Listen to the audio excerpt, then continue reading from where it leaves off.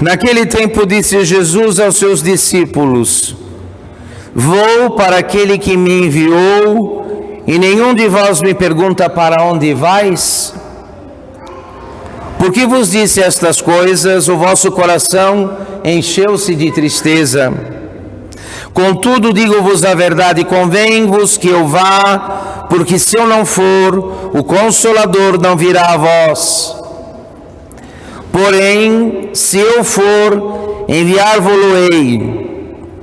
E quando ele vier, acusará o mundo quanto ao pecado, quanto à justiça e quanto ao juízo.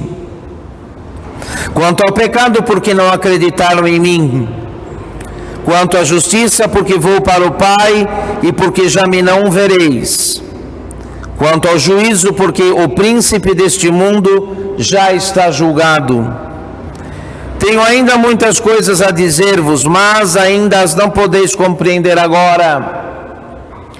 Quando, porém, vier o Espírito da verdade, ele vos ensinará a verdade inteira, porque não falará de si mesmo, senão que só dirá tudo o que tiver ouvido, e anunciar-vos-á o futuro. Ele me glorificará, porque receberá do que é meu, e vô-lo anunciará. Em nome do Pai, do Filho e do Espírito Santo. No seu maravilhoso cântico, a Santíssima Virgem Maria anuncia que Deus enche de bens os famintos. Deus não despreza aqueles que com fome o procuram, aqueles que para Ele pedem o pão necessário.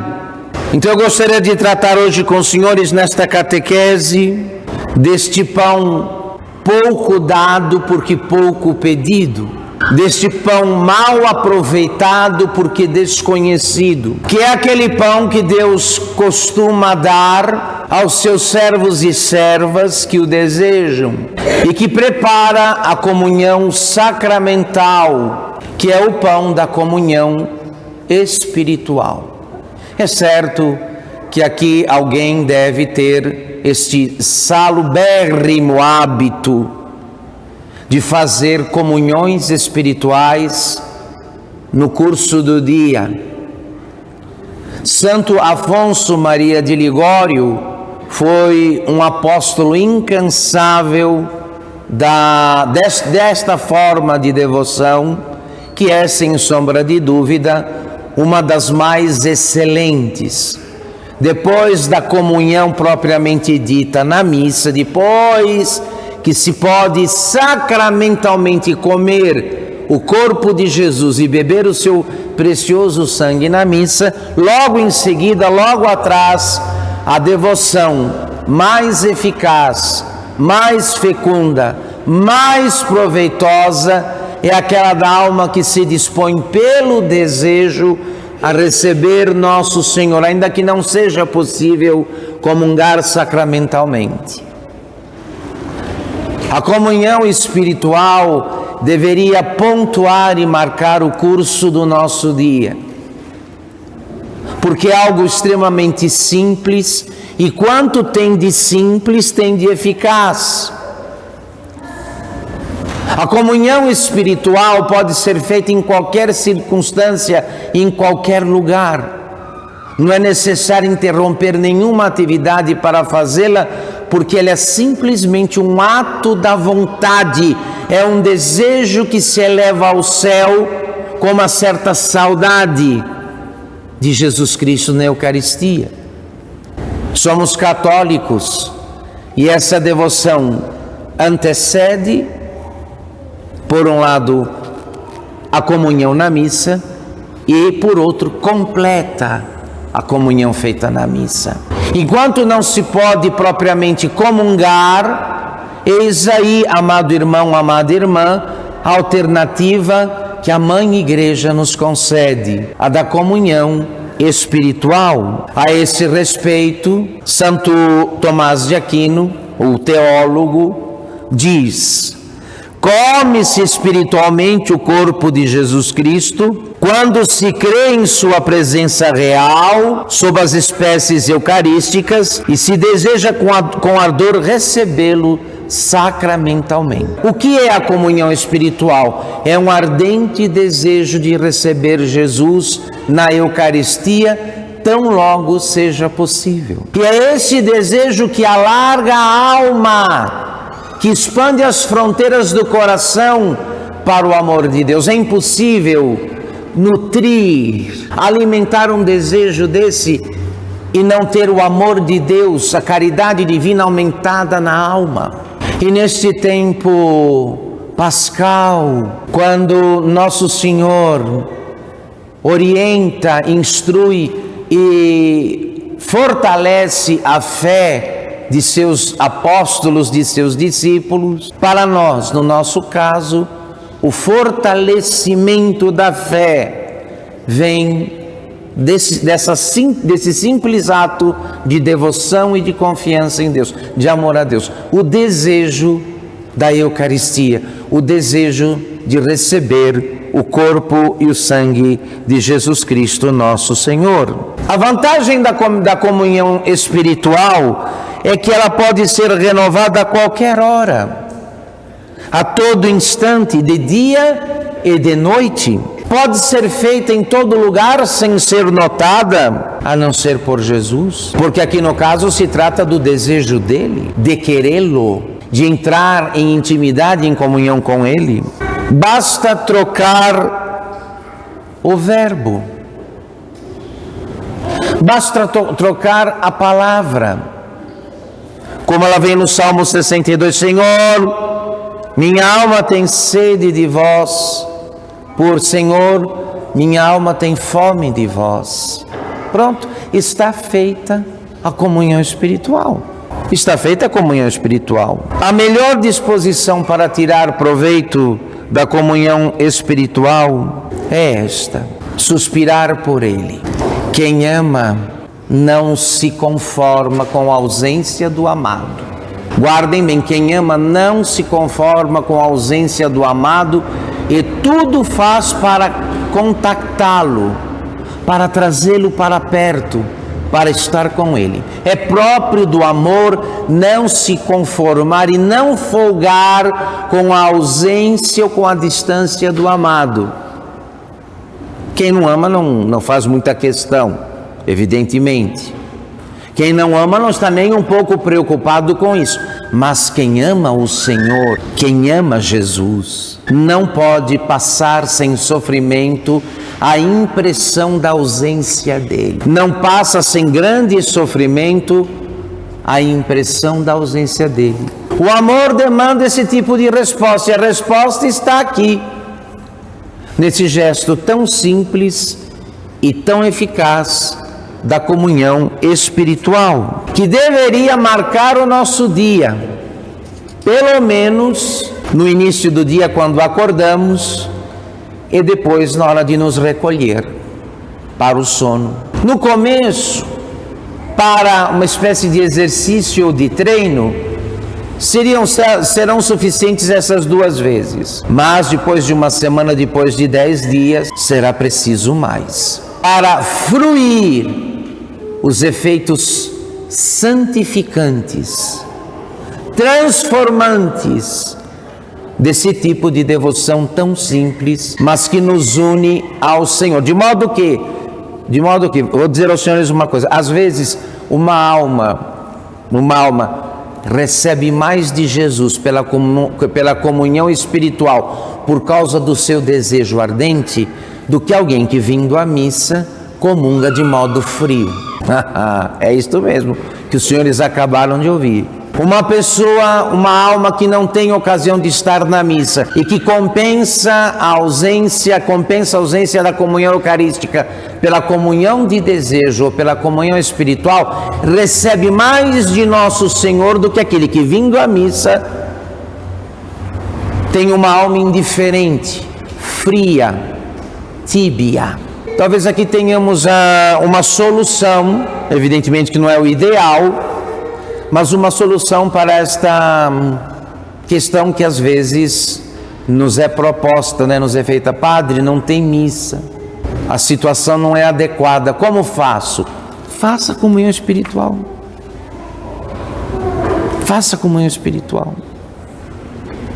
Se a situação é tal que não permite estar na situação sem risco para a fé, sem risco grave de perder ou arruinar a fé, então faça a comunhão espiritual, que é um simples ato de desejo, algo que cabe em poucas palavras: Jesus, eu vos amo, vinde a mim agora, gostaria de comungar vosso corpo, não me é possível, vinde a mim espiritualmente e isso me basta. Amém. Pronto! Guardemos bem estas instruções, meus senhores e minhas senhoras, porque é certo que estaremos depois em algum tipo de situação onde este recurso será para nós a única salvação, a única saída. Treinemos, portanto, tenhamos como, depois da missa e do Santo Rosário, como devoção mais importante a da comunhão espiritual. E na medida em que se vai percebendo a graça e a ação de Jesus Cristo por causa da comunhão espiritual, o dever é de aumentar o número das vezes em que ela é feita. Não se preocupem, os santos faziam muitíssimas vezes a comunhão espiritual, 100, 200 vezes por dia, como era o caso de Santa Catarina de Sena. Não é preciso nenhum tipo de economia ou de medida. Havendo devoção suficiente, havendo amor a Jesus no Santíssimo Sacramento, as comunhões espirituais podem ser feitas à vontade. E isso nos ajudará de modo maravilhoso, porque a Virgem cantou, nós ouvimos aqui o trecho do seu louvor, não é? Deus encheu de bens os que tinham fome. Deus não deixa de saciar aqueles que lhe pedem o pão, sobretudo se este pão for o pão da vida eterna. A comunhão espiritual demanda amor a Jesus, ainda que seja um amor incipiente. Senão serão só palavras que logo serão abandonadas. Mas se há na alma, ainda que seja um amor inicial por Jesus, eis o necessário para se fazer bem a comunhão espiritual. Ela supõe amor a Jesus e ela é fonte abundante de amor a Jesus Cristo, nosso Senhor. Por isso, olha aqui, terminando o rosário, terminando qualquer outra devoção, fazendo meditação ou leitura espiritual, vendo uma igreja onde se supõe que Jesus Cristo na Eucaristia está reservado no sacrário, no tabernáculo, você está passando e vê a torre da igreja, ou passa diante dela, faça a comunhão espiritual. Faça. Terminou sua leitura espiritual, terminou a meditação, terminou a recitação do terço, do rosário, viu a imagem de um crucifixo, viu o crucificado, faça a comunhão espiritual. Cuidado com o quietismo, com a heresia quietista, que é a ideia de muita gente que acha que ficando parado não fazendo nada, de repente vai dormir pecador e acordar santo. Isso não existe, isso é loucura. E a comunhão espiritual é algo desproporcional, algo tão simples, tão pequeno, tão humilde, que aos poucos pode mudar completamente a estrutura e o estado de uma alma. Lendo livros que nos falam da amabilidade de Jesus, meditando suas perfeições divinas e os bens imensos que Ele nos reserva na Eucaristia, razão de estarmos aqui agora, nos sentiremos constrangidos a amá-lo, a nos aproximar dEle muitas vezes, por desejos e por afetos. A comunhão espiritual será o remate, o arremate da leitura ou da meditação. Por ela obteremos do céu os sentimentos de fervor dos verdadeiros servos de Deus. Eis o que importa, meu caro irmão, minha amada irmã. É certo que nos vossos devocionários aí, nos vossos livros de oração, nos melhores, os senhores vão encontrar sugestões para a comunhão espiritual. Mas ainda que não haja nenhuma sugestão, a comunhão espiritual é uma questão de desejo, de afeto, não de palavras. As palavras querem apenas, as palavras valem enquanto expressam o afeto, o amor preexistente. Se não, são palavras vazias que Deus certamente não vai escutar. Se vai longe pela comunhão espiritual, se vai muito longe, seja escravo dessa devoção. Não se canse 3, 4, 6, 10, 12, 30 vezes por dia, quantas o Espírito Santo inspirar. E é assim que adiantaremos no amor de Jesus e nas virtudes necessárias para esse tipo de devoção, de modo particular, a humildade, a confiança e a caridade. Essas 3 virtudes formatam a devoção: a humildade, a caridade e a confiança em Deus. E evidentemente, se eu chegasse aqui e dissesse para os senhores: olha, é preciso ler toda a suma teológica para se chegar a um grau alto de devoção, é preciso ler toda a obra de Santo Agostinho para se chegar a uma verdadeira devoção, teríamos imensa dificuldade. Mas algumas vezes por dia, convidar Jesus para vir à própria alma, dizendo: Senhor, não posso vos receber na Eucaristia, vinde ao menos espiritualmente a mim e dai-me o vosso amor, isso me basta. Isto é coisa que criança pequena pode fazer, que um doente acamado no hospital ou em casa pode fazer, que qualquer um de nós pode e deve fazer, porque a principal questão da nossa vida não está resolvida, que é o amor de Deus.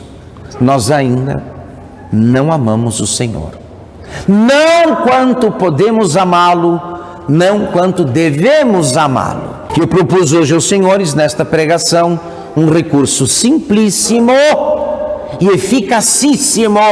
Quem chegou ao amor de Deus, e chegando ao amor de Deus, chegou ao amor ao próximo, realizou tudo. Cumpriu a meta da vida.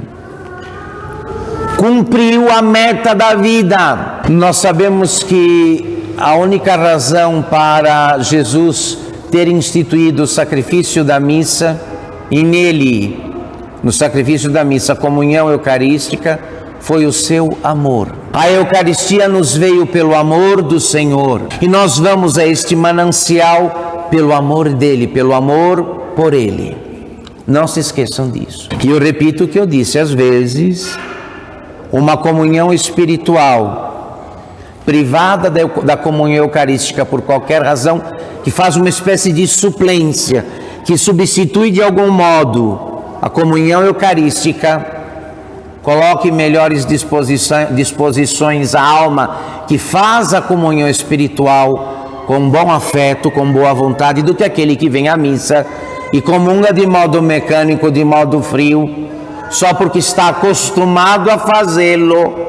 Deu domingo, vai lá e comunga, como quem obedece a um programa, ao algoritmo, né? Chegou na fase do algoritmo, deu domingo, vai e comunga, deu domingo, vai e comunga, e continua sempre o mesmo, com as mesmas manias, os mesmos maus hábitos, os mesmos pecados.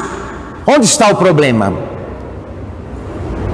Uma vez que na Eucaristia a carne de Cristo se funde com a nossa carne e a alma de Cristo se funde com a nossa alma, como é possível comungarmos e continuarmos assim como somos? É porque falta o principal, falta amor. Falta amor. Nos interessa cumprir o rito, nos interessa satisfazer o preceito, mas isso não é amor ao Senhor. Não é amor ao Senhor. E dos que estamos aqui, não podemos colocar as nossas cabeças nos nossos travesseiros sossegados, porque eu digo e repito, a principal questão, a nossa principal questão com Deus não está resolvida. Nós não amamos o Senhor. Então está aí proposto, está aí colocado na mesa, um ato de devoção simples e eficaz, que se bem assumido, se nele perseverarmos, poderá nos dar algo do que precisamos para sair desse estado de tibieza, onde andamos sem sair do lugar, andamos muito sem sair do lugar, imagine, patinamos, portanto, andamos muito sem sair do lugar. Então aproveitemos estas ocasiões que temos, e são muitas durante o dia, qualquer intervalo, indo ou voltando do trabalho, em casa, ao acordar e ao dormir, passando diante de igrejas, ao terminar a leitura espiritual ou a meditação, façam a comunhão espiritual. Façam. Ao visitar o Santíssimo Sacramento fora do horário de celebração, quando se está sozinho na igreja, façam a comunhão espiritual. Eis o que é mais necessário, porque está em jogo o principal problema da nossa vida, que não está resolvido: se vamos ou não amar a Deus. Se o amor de Deus será para nós tudo. Que a Santíssima Virgem Maria, que cantou anunciando que Deus sacia os que têm desejo, os que pedem pão, os famintos do pão da vida. Que a Virgem Maria nos ajude a adotar com toda a fidelidade esta forma de devoção que nos fará progredir rápido, em pouco tempo, em adiantar bem em pouco tempo nosso caminho para o amor do Senhor. Em nome do Pai, do Filho e do Espírito Santo.